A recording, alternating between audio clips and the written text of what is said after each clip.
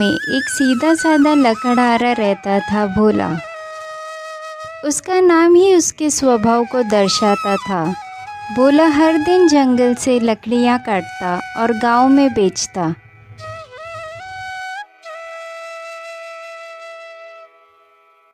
हे जंगल माता, माफ करना, मैं जरूरत भर ही लेता हूँ, बाकी सब तुम्हारा है।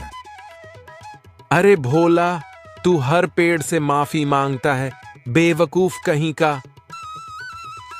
गोलू, पेड़ भी जीव हैं, हमें प्रकृति का सम्मान करना चाहिए। गोलू ने ताना मारते हुए कहा, तेरी इस भोली बातें तेरे हाथ में केवल सूखी लकड़ियां देती हैं, और मैं देखना एक दिन सोने की गाड़ी चलाऊंगा। एक दिन गोलू ने भोला को एक प्रस्ताव दिया। भोला, एक उपाय है जिससे तू जल्दी अमीर बन सकता है।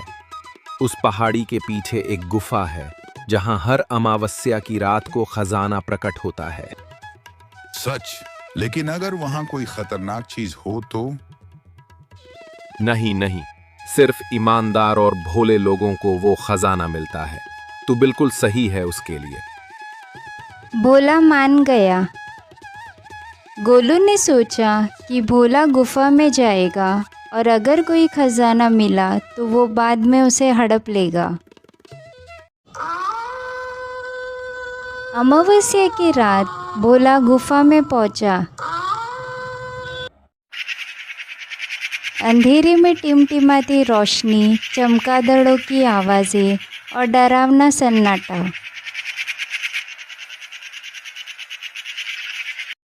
भोला ने हिम्मत करके अंदर गया।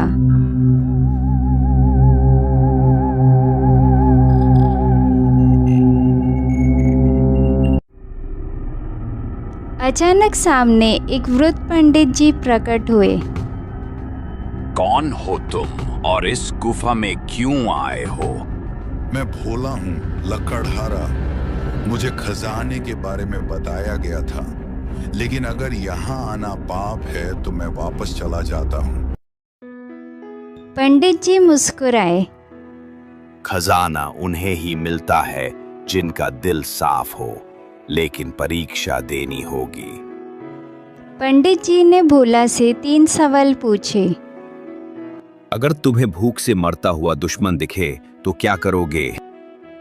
मैं उसे रोटी दे दूंगा। दुश्मनी इंसानों की बनाई दीवार है, भूख नहीं देखती। अगर तुम्हारे सामने झूठ बोलकर कोई अमीर बन जाए तो क्या तुम भी वैसा करोगे? नहीं, मेरी ईमानदारी ही मेरी पूंजी है। अगर तुम्हें खजाना मिल जाए तो क्या तुम अकेले रख लोगे? नहीं, गांव में बहुत गरीब लोग हैं, मैं सबसे बांटूंगा। पंडित जी ने आंखें बंद की और गुफा चमक उठी।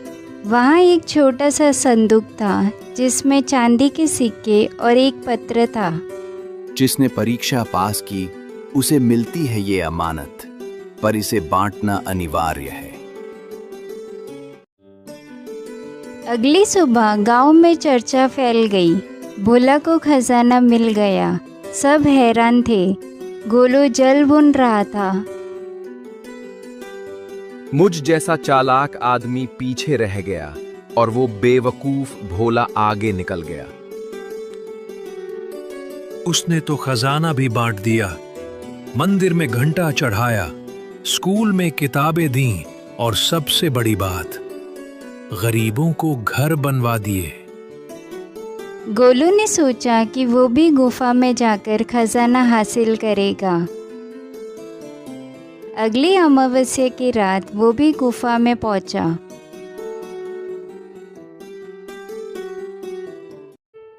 पंडित जी फिर प्रकट हुए और वही 3 सवाल दोहराए। अगर तुम्हें भूख से मरता हुआ दुश्मन दिखे तो क्या करोगे? दुश्मन को रोटी नहीं, मरने दो। अगर तुम्हारे सामने झूठ बोलकर कोई अमीर बन जाए तो क्या तुम भी वैसा करोगे? झूठ बोलकर अमीर? हाँ, अगर पैसे आए तो क्या बुरा है? अगर तुम्हें खजाना मिल जाए तो क्या तुम अकेले रख लोगे? खजाना मिल जाए तो मैं सब रख लूंगा, मेरा है। गुफा कांपने लगी और पंडित जी की आवाज गूंजी। लोभ, घृणा और झूठ, यही तेरी पहचान है। जा और खाली हाथ लौट जा। गोलू डरकर भागा और बाहर गिर पड़ा।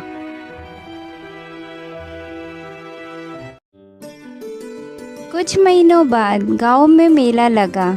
कलेक्टर साहब आए और भोला को ईमान का दीपक सम्मान देने पहुंचे। आज की दुनिया में भोला जैसे लोग बहुत दुर्लभ हैं। इनकी सच्चाई और निस्वार्थता हम सबके लिए प्रेरणा है।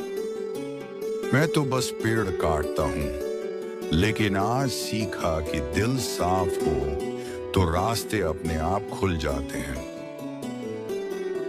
गोलू अब सुधर चुका था।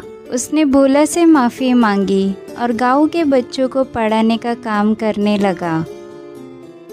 अब समझा कि बेवकूफ वो नहीं जो भोला है, बल्कि मैं था जो चालाकी में गिर गया।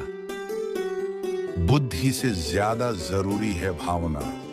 जब तक दिल सच्चा है तब तक दुनिया झुकेगी।